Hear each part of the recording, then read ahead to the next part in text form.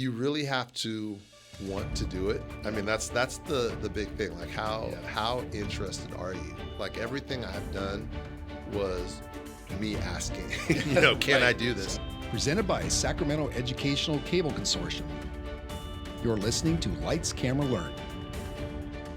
Hi, welcome to Lights, Camera, Learn. This is a production of SECC, and this is where we're going to be taking on the big topic of media education, speaking with media educators, professionals, and even students. I'm Allan Hinderstein. I'm the Executive Director of SECC, and I'll be your host. This is our very first podcast, very first episode, and our very first guest, Charles King from Heron School, here in Natomas Unified School District, right here in Sacramento. Charles, welcome. I really appreciate you coming in for being here. You bet. So I just want to start out with just a basic idea of how long you've been teaching media and how you got into this. I've been teaching media since 2001. Okay. I started in Natomas in 1997 as a history teacher. I taught language arts for a couple years, and then I started teaching leadership. When I was in middle school, I remember leadership was not a full class. It was just every once in a while you met. You just kind of did it. Right. Yeah. And so I had to come up with curriculum and things for them to do every day, and I was thinking, oh, perfect. I can have them start, making videos for the school. And we had, I think it was 3 computers and 2 cameras, and we just started playing with different ways that how could we impact the most people with that little bit of equipment. And over the years, it just grew. We started producing a show. Basically, the show that we do at Heron today came out of that, that class in 2001. And it's just expanded as the technology has grown. Yeah. And then when I came to Heron, I basically told the principal, I said, hey, this is something that I can do. And I would bring my own equipment in and have my kids in history do projects. And were you teaching at Heron at the time? So I was teaching at Leroy Green at first. Oh, okay. So Leroy Green was it was a middle school. It was 7-8 at first, then it was 6-7-8.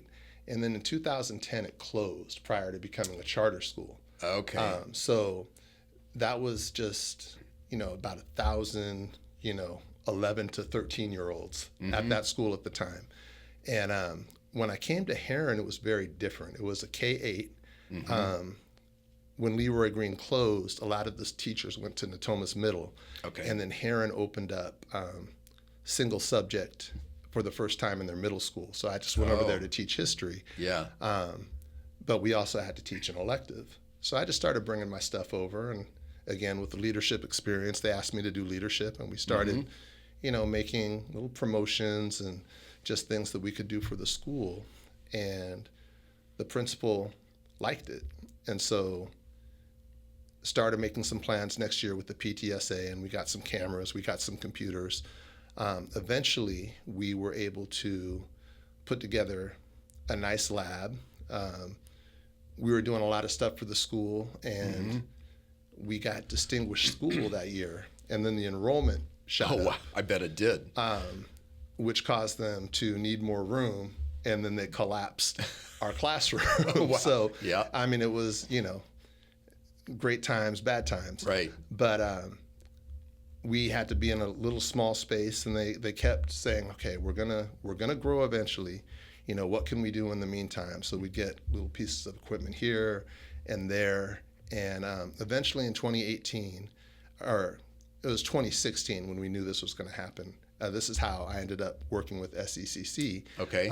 They were going to build a new middle school, and so at the time it was Doug Niva who was kind of the point person that I started working with here at SECC. Yes. Yeah. And I found out about the program and found out about the grant process, and we wrote a grant so that when we opened our lab in 2018, we were able to really expand with new computers from the district, the new building.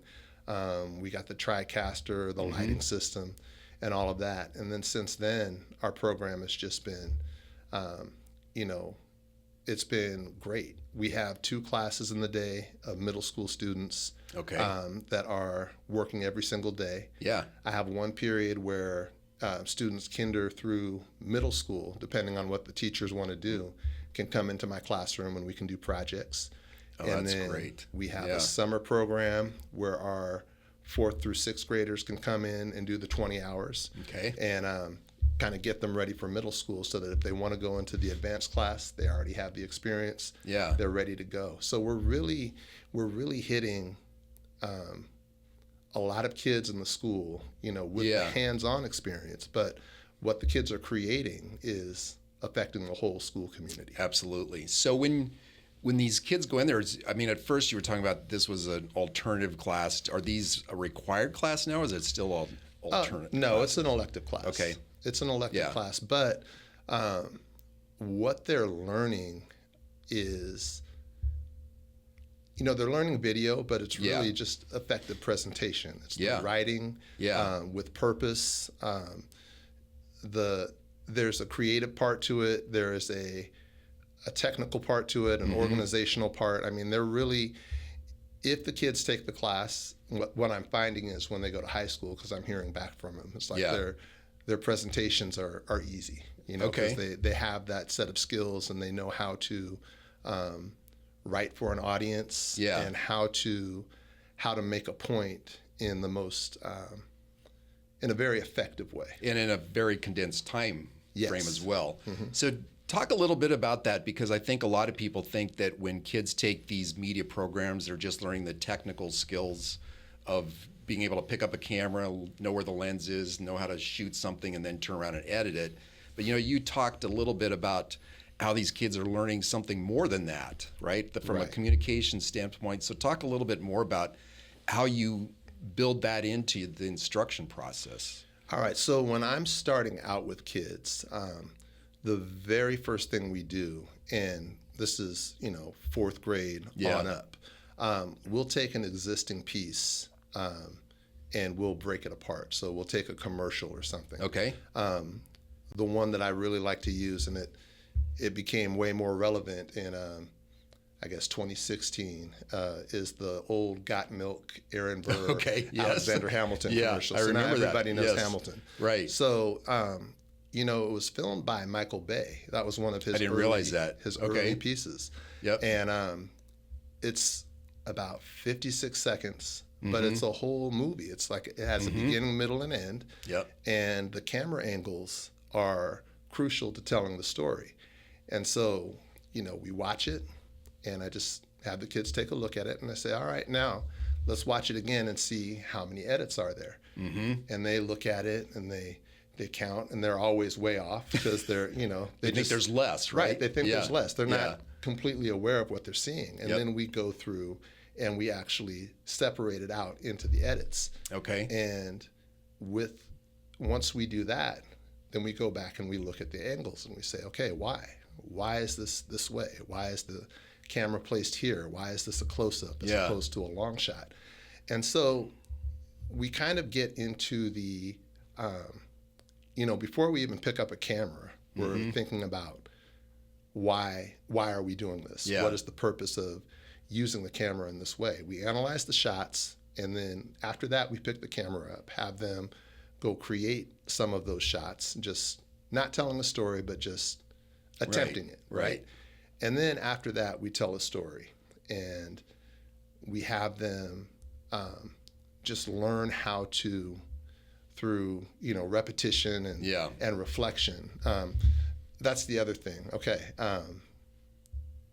when they pick up the camera for the first time, I don't really give them a ton of instruction. Okay. And I say, here's your task. I would like you to complete this story. Yeah. And they come back, and a lot of times it's just all one shot. Of course. But which is basically what early film was anyway, because nobody knew what an edit was, or a jump cut or anything like that. Right. But they're all super excited to be out there filming, and then we take a look at it, and we kind of,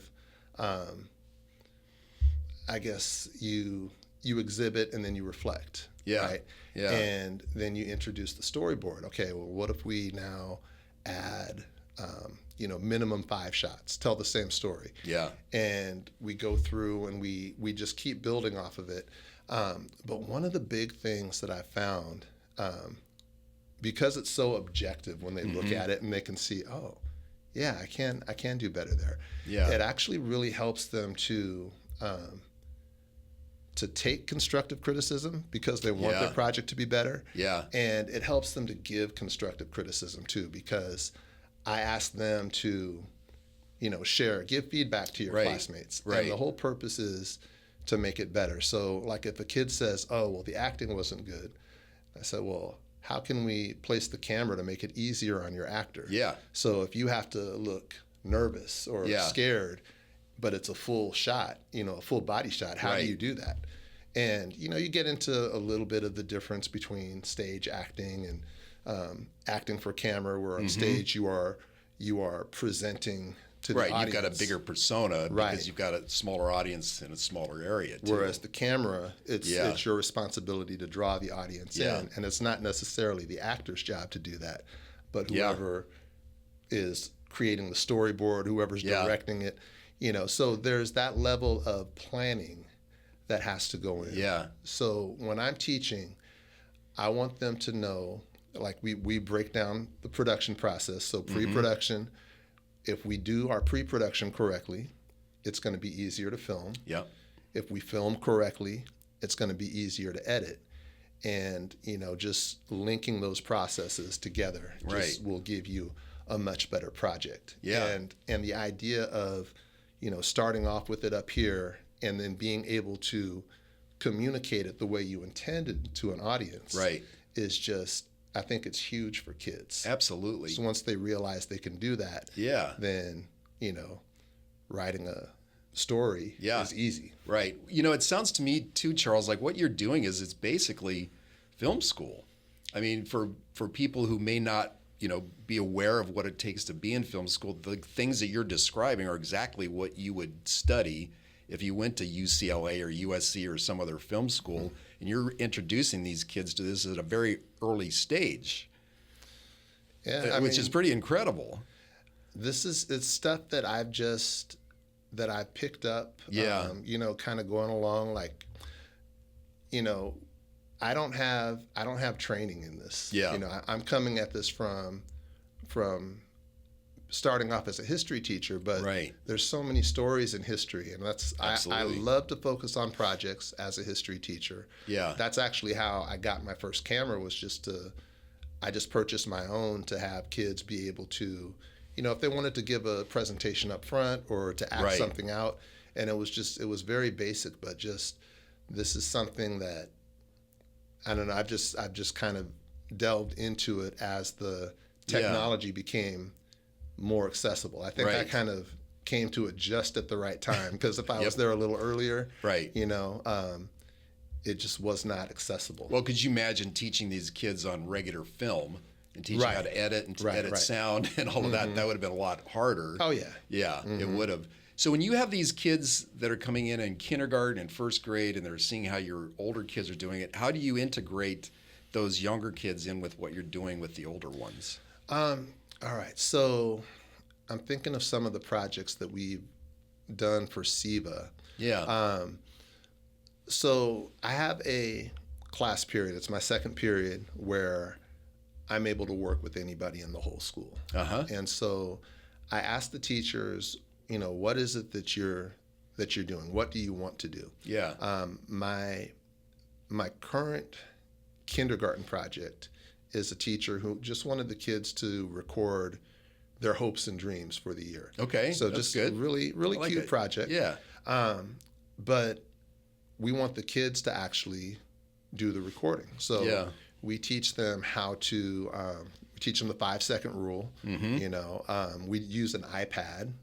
Just so we put it on a tripod, and we put the grid lines on there. And so we're teaching them the rule of thirds. We tell them, make sure that, you focus it so the eyes are on the second line. Yeah. And then we teach them to hit record, count down, silent 2, silent 1, and point. And the kids are going through this process and doing it. And sometimes we even have them do some edits. Really? So Okay. yeah, so that requires my middle school students to kind of be Yeah. there to help them. Yeah. But one year we did something And with. sorry to interrupt, but what platform are you using to teach them the editing? For this one, we actually did Adobe. Oh, with you the did? kindergartners. Oh, okay. But it was very, very Okay. simple. So we Yeah. had them do. They filmed themselves in front of the green screen. They were doing something with sight words, Okay. and they were spelling the sight word. Okay. We took the background. I showed them how to take the pick a color first of all. So they made a what do you call it?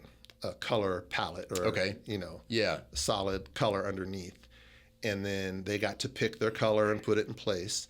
And then we taught them how to do the keying. And Okay. so they selected the ultra key, Yeah. put it on the thing, selected the dropper, took it out, and then adjusted the mat. So we had about 4 kids do that over and over and over again. Yeah. And that's the other thing, the way that young kids can learn some of the stuff is it's so repetitive. Yeah. So if you Yeah. keep it simple, They'll pick it up pretty easy. even kindergartners can do some of it. Right. Right? Right. Mm-hmm. Yeah. But I always have, if I'm doing something with young kids, I try to have an older kid who's at the computer who can offer assistance. Yeah. So when a kid comes in for the first time in your class and they may have had no experience, no exposure to any of this before, what's been a typical reaction? So this happens a lot in our it happens a lot in our summer program. We try to get kids who are like super interested because it's summertime and you don't have to be there. Right. But sometimes it has ended up that a parent will say, "Oh, this is half a day of summer camp where my kid can be out of the house." And sometimes the kids don't want to be there. But if they're shy, if they're reluctant, once they get into the groups and they start working with other people, it does build a little bit of camaraderie, a little bit of enthusiasm, and they end up coming along. And from seeing the first story to how much better it is the second time, I really haven't seen any kids who don't get excited about that. That's fantastic. Yes. Yeah. Yeah. Because I mean, just to realize that, yesterday I made this thing and it wasn't great, and now it's tangibly better. Yeah. Yeah. That's an important thing. Yeah. I remember when you and I first met and you were here at SECC for one of our open houses, and you were describing some additional projects or exercise you have the kids do. And one of the things I thought was particularly interesting was your storyboard exercise, where you have the kids do the storyboards, but you take it a step further. If you could talk a little bit about how that works. Oh, okay. So are you talking about, I think I remember what you're talking about. Yeah. So the kids have to share them and then shoot from them. So one of the things I came across, it's a screen education process that was created by the AFI. Okay. And they have a whole series of what's called door scenes. Okay. And so you're introducing layers at each step. Yeah. When you get to the second step, they make a storyboard and they film it, and they just think it's the greatest thing on earth. And then in the instructions, though, it tells them your instructions have to be so clear that a stranger can film your storyboard. Yeah, there you go. And then we review, we take a look and make recommendations for their next step. Yeah. And I say, okay, now it's time to make your storyboard. And they're so excited to film. Like, you tell them, all right, you're going to have X amount of time to do it. Like, I might give them 30 minutes to create a storyboard, and then the last 20 minutes. I try to limit the time, like once we get the storyboards, just so you're responsible for being organized and making sure you can accomplish it. And are they using any kind of storyboarding software to do this, or is it all No, it's just stick figures and stick figures. Yeah. I've got You can, storyboards are easy to make. You can just put a couple squares and a place to write. Yep. But they just want to get back out there and film. And I'm walking around saying, oh, I'm not, what do you mean here? And they're like, oh, I got it in my head. I'm like, well, remember, you're supposed to make it so clear that a stranger can film it. Right. So then I collect all their storyboards. I make sure they have their names on it. And then I hand out step 3. And I say, okay, I need you to read the challenge, read the instructions. And they realize that they're going to have to give their storyboard to another group. Okay. And then, the other group's going to have to make it. They cannot talk to you. They can't ask you any questions. They just have to interpret it based off of what you put on this paper.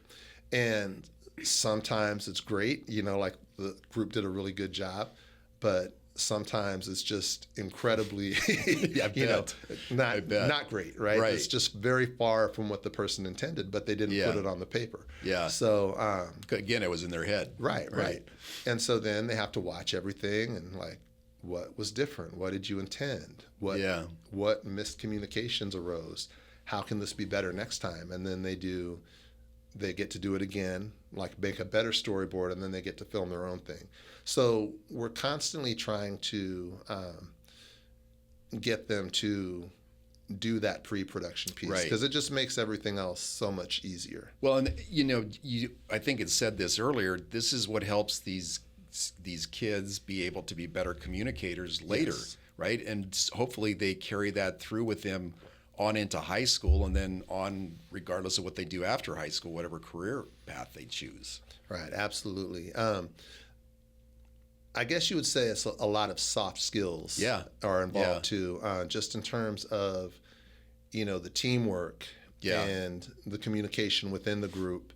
Not just your end project communicating your idea, but just how do you get it done? Yeah. And so, when we get to individual projects, my beginning class is the whole first part of the year up until it's time to turn SEVA projects in. We are working on SEVA projects and using the rubrics. So once we finish the group work at the beginning, and like we just started today with public service announcements, and everybody's going to have to do one. Yeah. And so I try to tell them, like, you are producers on this. You are a student producer. You don't have to be in it, but it's your project, and you can get it done. If you want to bring friends in, if you know people who play music and you can use their music, if you know artists, there used to be, did you ever hear of the Insomnia Film Festival? No. This is something interesting that Apple used to do. Okay. And it was with film schools. And I remember I saw it on YouTube. I just thought it was the most amazing thing. But they would offer computers and cameras. Basically, the prize was equipment for film students. But they would release a prompt, and you would have 24 hours to produce the film based off of the prompt. Yeah. And the year that I discovered it, there was a film that had a helicopter in it. And I was just like, how did they get the helicopter? Well, these guys, they must have just had everybody on standby waiting for the prompt. Yep. And, they knew exactly what they wanted to shoot. Or just they might have built that helicopter into it. I mean, it just made it was so impressive that within 24 hours you're able to do that. But that's the idea of building your team, just having that group of people around you, or just putting all your resources into play. Yeah. So like if you're a middle school student and you want to write a creative story and your family has a restaurant, you can go shoot at the restaurant and have a very unique setting for your piece. So just who do you know? How can they help you? And how do you leverage your resources towards making your project? So as you work with these kids, what's an example of some of the biggest challenges you've faced? A lot of times, the kids who struggle the most are the ones who, I think they struggle with the freedom of choice sometimes. Oh, yeah. I try to let people, I want you to choose something that interests you. Yeah. And then I want you to commit to your project, and then we have our production schedule. You have to have all your pre-planning done by this time. Here's our dates to film. Sure. And then here's our dates to edit. All your filming must be in the computer by this time. And there's some kids who they struggle with the choice. And sometimes I just have to say, okay, this is what you are going to do. Sure. Yeah. But that's one of the problems. And just people, when you're doing this at school, when people get behind and they don't have their filming done, or, I'm going to film at home, and this is, they just don't come back with it. That can be problematic. Yeah. And so I try to get them to, you really kind of have to know yourself. Like, what are you actually going to do? Are you somebody who can go home and film and be responsible and have it done by this date so you can work? Right. So there's some times where, the projects just aren't great because they're not following the timeline. Right. And that's a challenge because, you can have behaviors that they don't have anything to do. Sure. But for the most part, the kids are super into it and they get it done. Yeah. And the other thing with this type of work, you show everything, right? It's not like, I don't remember hearing everybody's essay when I was in middle school. No, you just handed it in, and the teacher reads it. Yeah. And it's you want it to be good. Yeah. Because there's a feeling of pride when you turn that in and it gets that reaction from the audience. Yeah. And that's the other great thing about the SEVA rubrics too, that we use, that the creativity. Yeah. So if you're doing PSAs, are you going to get points for a recycling or litter PSA? Yeah. And you might have a really good one, but there have been millions of those. So what can you do to make it different? Right. And then the whole the idea of overall impression. So I tell them, it's like, these guys are getting hundreds of videos, and if you're going to make it to the finals, they're going to have to watch it more than once. Yeah. So if your video's bad, you're going to go in this pile, and it's not going to get watched again. Right. Yeah. So, there's always some kids that are going to kind of resist. Yeah. And especially, middle school, high school too. But for the most part, the kids really want to do well. That's great. And I just want to explain a little bit, when Charles is talking about the SEVAs, that's the Student Educational Video Awards that the SACC, our organization, conducts every year. And we're actually going into our 37th year this year. Wow. So, to your point, last year we broke a record and had 640 entries. And it's pretty tough to stand out in any of these categories.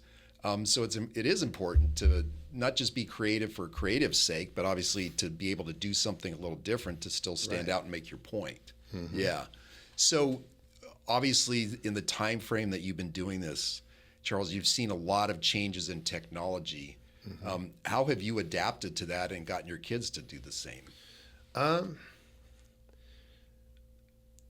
It's, in a lot of ways, it's gotten better. Yeah. In some ways, it's gotten worse. Okay. I think the game changer for me was Google Drive.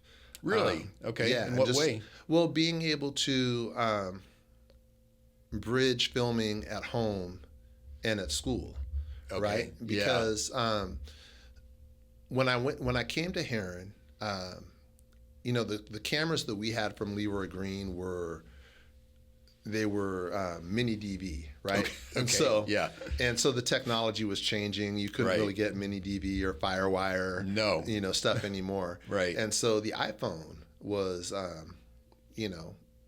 the iPhone was coming out with iMovie. And, the fact that you could put apps on your phone where you could upload your stuff directly to Google Drive made it easy to pull it in for school.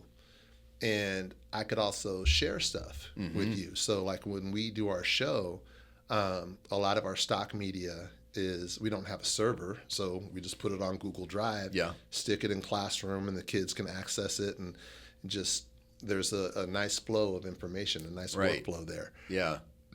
One of the things that's been a challenge is as technology advances, the software we use is no longer just on your computer, right? It's a paid service, and as your computer updates, or as they update to meet the requirements for different operating systems, sometimes school districts can't meet up with that or keep up with it in terms of updating their stuff. Yeah. So, that's something that we were dealing with right up until the beginning of school this year. We were able to get new computers in our lab, but once we do, then, there's new challenges with the way that the software works and signing in and, security measures. Right. And you're always kind of having to figure out how to make it work, and it can be different from year to year. Right. So how do you then deal with this whole idea of AI as either a tool, or are you even incorporating it within any of the elements of what you're working with at this point? We used AI last year for the first time. And what we did with AI, we have a segment in our show called the Blacktop. Okay. And the Blacktop is a portion of the show where anybody in the whole school that wants to be on camera can. And we ask a bunch of questions and just have the kids respond to them. Sometimes they're tied into the theme of the episode. Okay. Other times they're just fun, questions to get kids engaged. But we've been doing the show at Heron now since, on a weekly basis since 2013. Oh, that's quite a run. Yeah. And there's so many questions, like how many icebreaker questions can you ask? Yeah. And so what we did was we had the kids we took some questions that were about social emotional learning and said, we put this into AI and we asked, can you create 50 questions about teamwork that would be appropriate for a K-8 audience, and generated this list. And out of the list, maybe 3 or 4 of them are good, or it might be something that you still have to work with it a little bit to make it work. But stuff like that where you're giving it input, not asking it to create the thing for you or create the image, but to kind of just generate ideas that you're going to choose from. So, AI, like any technology, it's a tool. If you use it right. And, that's what I tried to think that's true. With the phones too. Like my students, I tell them your phone is an amazing tool, but you can use it as a toy. You can use it as just a time waster. That's right. But if you figure out how to use it right, then it could be a good thing. So AI is, if you take a lazy approach to it, it's bad news. But if you can harness it in the right way, and that's what I try to have them do. The other thing we did with AI last year, I had them write stories, and I wanted to format them into scripts. Okay. And so there's software available to do that, but for school, super expensive. So I had the kids write stories and asked them to put it into AI, or I actually took their stories and put them into AI. I didn't have the kids do it, but I put all the different portions of the script. Like I wanted slug lines, I wanted parentheticals, I wanted just all the stuff that would be in a script. That's a great idea. And AI generated scripts for them. Right. And I copied, pasted it back into a Google Doc and said, all right, read it carefully because it might have changed something. And, they were able to get their script, make their storyboard off of that. Right. And, some of them had time to actually make their film last year. Okay. Some of them still owe me films, so we'll see how this goes. Excuse me. I think that's a great point and a great example of how to use it. Like you said, it's a tool, and you're using this to save time. Because imagine if these kids would have had to come up with that list themselves of the questions to start with. Right. Chances are they probably would have come up with the same ones, but that takes a lot of time to generate that. And the example you just gave, to turn some other written document into a script, formatting that without the advantage of the software that does that for you, again, that's a big time suck that you saved them from. Right. And never to replace their creative process. Right. Because you could, I get stuff all the time where kids try to pass off their AI Sure. papers, and like, what does Right. that word mean? Explain this concept to me. Right. And you just know it's AI. Yeah. But if they can just put the story down, and then format it. Right. It's not it does save such a huge amount of time, especially in school. Right. Where, they say time is money, and the big budget films have everything to do with the amount of time that you spend on them. Yeah. Our money, or our limitation in schools, is time. Yeah. We have, in my school, we have a 55-minute period. Right. 5 days a week. Something goes wrong, it's a huge setback. And Yeah. so just whatever tools make it easier for students to finish their original work is great. Yeah, that is huge. So you talked a little bit about the phone. Are you teaching these kids how to shoot using their phones? Yes. Okay. So we do have iPads in the classroom. So, we do some camera stuff Right. on there in Right. terms of, the different settings that you can do. Okay. Using the slow-mo. Yeah. Shooting landscape or vertical, depending on, what type of project you're doing. Right. It's just, it never ceases to amaze me how many vertical movies I get from kids. Sure. And I'm just like,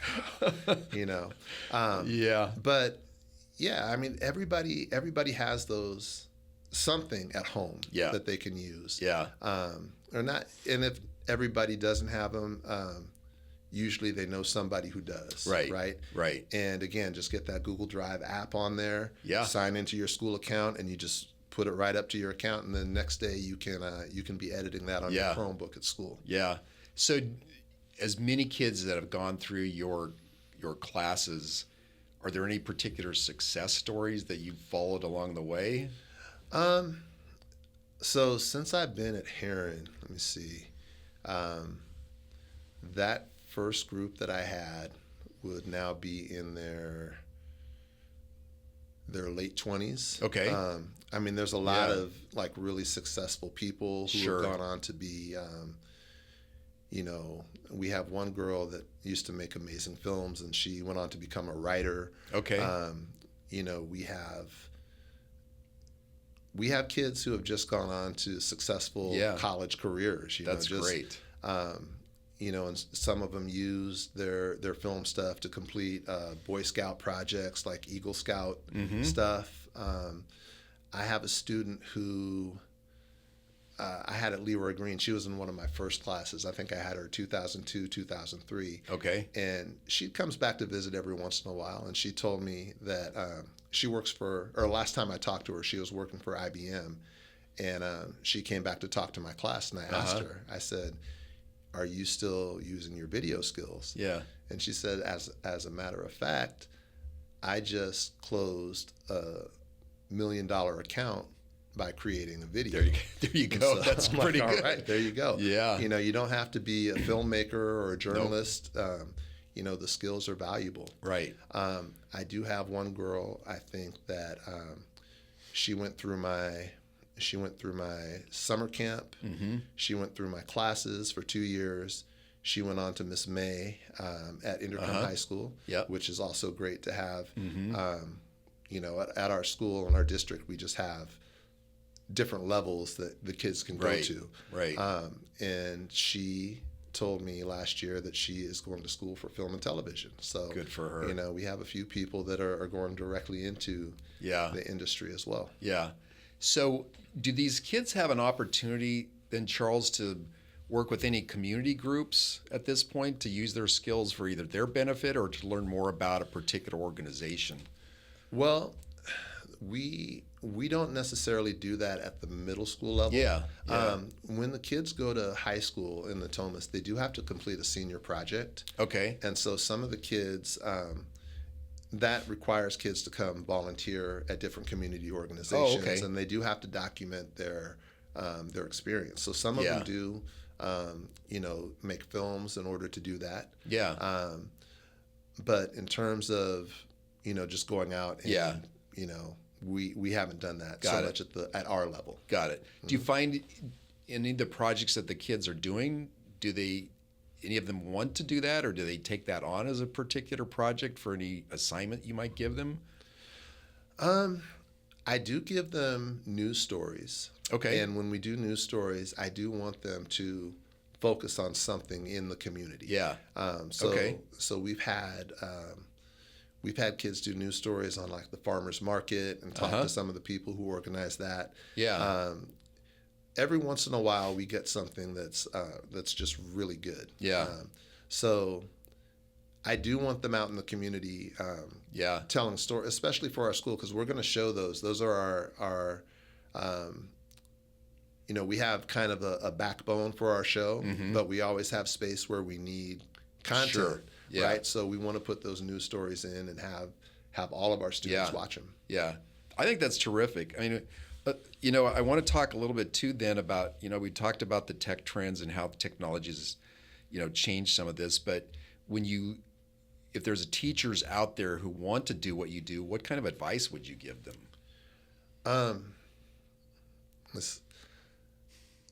You really have to want to do it. Yeah. I mean, that's the big thing. Like how interested are you? Like everything I've done was me asking, can I do this? Sounds like it. I know sometimes,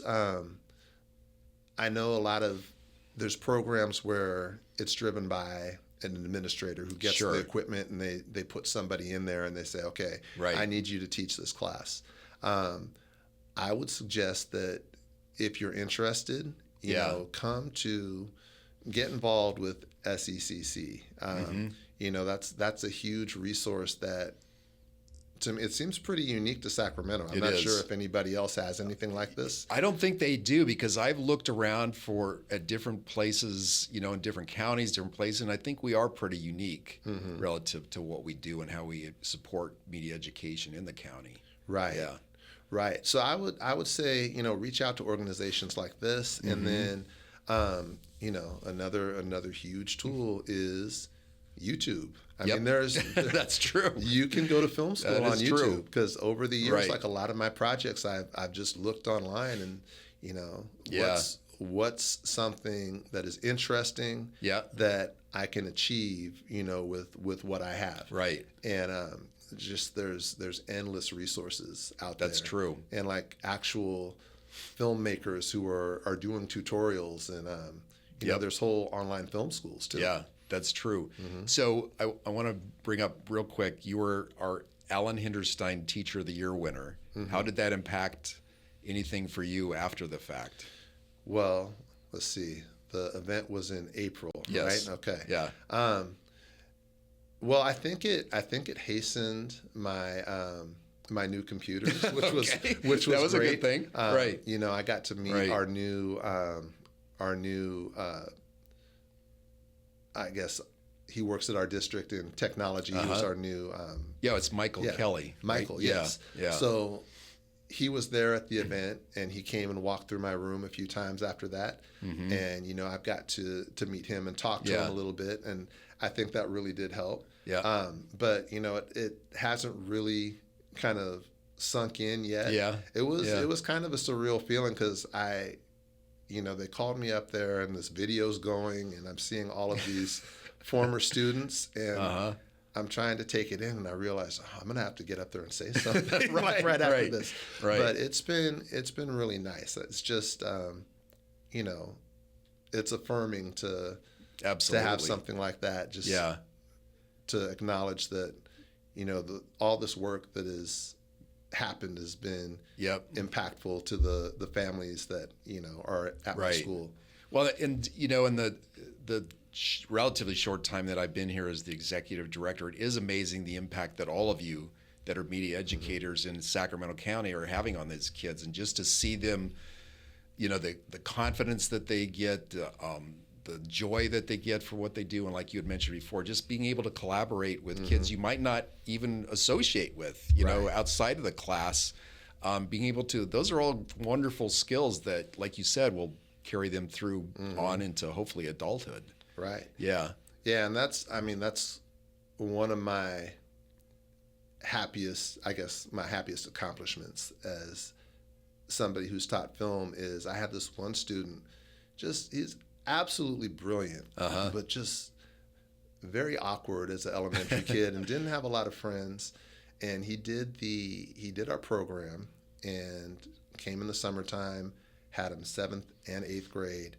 And by the end, his mom just told him, she goes, he has friends. Is that right? So that's incredible. And it was a lot of kids from the class. You know, they really bonded in that group. And it happens, it happens more some years than others, but it is just, you find your people. Yeah. And, you get to make things and you get to have these experiences with them, and you're not, some people are going to play sports and they'll get that. And that's true. Some people get it from drama and some people get it from this, but it's just nice to provide that space for kids to, just come and shine. Yeah, no, that's true. So last question, is there any last piece of advice for you that you'd give for any other media teachers out there? Let me see.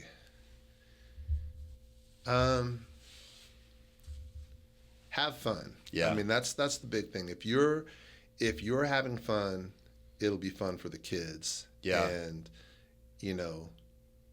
it's a cycle, right? Yeah. It's just, it kind of snowballs and feeds off of itself. So you have to create the momentum, come up with really fun stuff, ask other people, and just keep trying stuff. Yeah. And, the kids, when they come around and they get it, it takes on a whole energy of its own. Sure. I think that's terrific. And I actually want to pile on that just one more for parents. What would you tell them to encourage their kids to get into this, or at least try it out?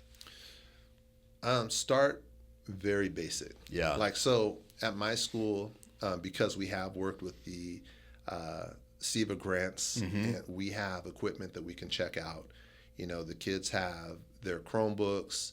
We have WeVideo. Yeah. I tell the parents, do not buy your children anything. Yeah, don't go off and buy a camera. Just don't buy anything, because start with what you have and, just make stuff. Yeah. And if your child shows an interest and they stick with it, right? Then that's the time to think about buying something. The one thing I would tell them to buy, though, if you're going to buy one piece of equipment, you got to get a tripod. Yeah. Right? Tripod and get a bracket for your phone or your tablet that you can put on there. And if you have that, you have a very sophisticated means of making movies. And then start with the stuff that's free in terms of the software. You have iMovie on Apple devices. Trying to think what the other apps that kids use, but there's a lot of apps out there where you can do the basic cuts and then just make stuff. Yeah. And if your kid shows an inclination, then at a certain point, then feel free to go buy stuff. Go buy stuff. So you heard that. Just go make stuff. Yeah, absolutely. Absolutely. Yeah. Well, thank you, Charles. This has been great. I appreciate everything that you've been telling us, and I'm hoping and I'm sure people will get something very valuable from this. So thank you. All right. Well, thank you for having me. You bet. So that's it for this episode of Lights, Camera, Learn. You can catch us on Spotify, Apple Music, YouTube, and the secctv.org website.